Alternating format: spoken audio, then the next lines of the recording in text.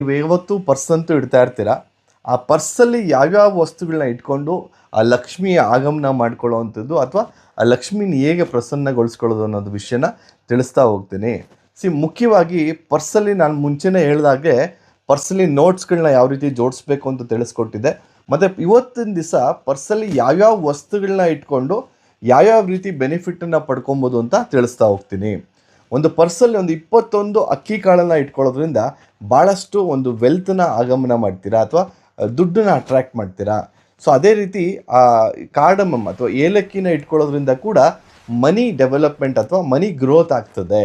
So ಅದೇ ರೀತಿ ಒಂದು ಕೆಂಪುದು ಏನಾದ್ರು ಒಂದು ಪೇಪರಲ್ಲಿ ಏನಾದ್ರು ಬರೆದಿಟ್ಕೊಳ್ಳೋದು ಅಥವಾ ಕೆಂಪು ಕಲರ್ ವಸ್ತ್ರದಲ್ಲಿ ನೀವು ಏನಾದ್ರು ಸಿದ್ಧಿ ಮಾಡಿ ಇಟ್ಕೊಳ್ಳೋದು ಮಾಡೋದ್ರಿಂದ ಆ ವಿಶ್ ಫುಲ್ಫಿಲ್ಮೆಂಟ್ ಮಾಡ್ಕೊಬೋದು. ಅಥವಾ ನಿಮ್ಗೆ ಏನಾದ್ರು ಒಂದು ಆಗಬೇಕು ಅಂತಿದೆ, ಸೊ ಅದನ್ನು ಒಂದು ರೆಡ್ ಕಲರ್ ಪೇಪರ್ ತೊಗೊಂಡು ಅದರಲ್ಲಿ ಬರೆದ್ಬಿಟ್ಟು ಅದನ್ನು ನಿಮ್ಮ ಪರ್ಸಲ್ಲಿ ಇಟ್ಕೊಬೋದು. ಈ ರೀತಿ ಕೂಡ ಮಾಡ್ಬೋದು.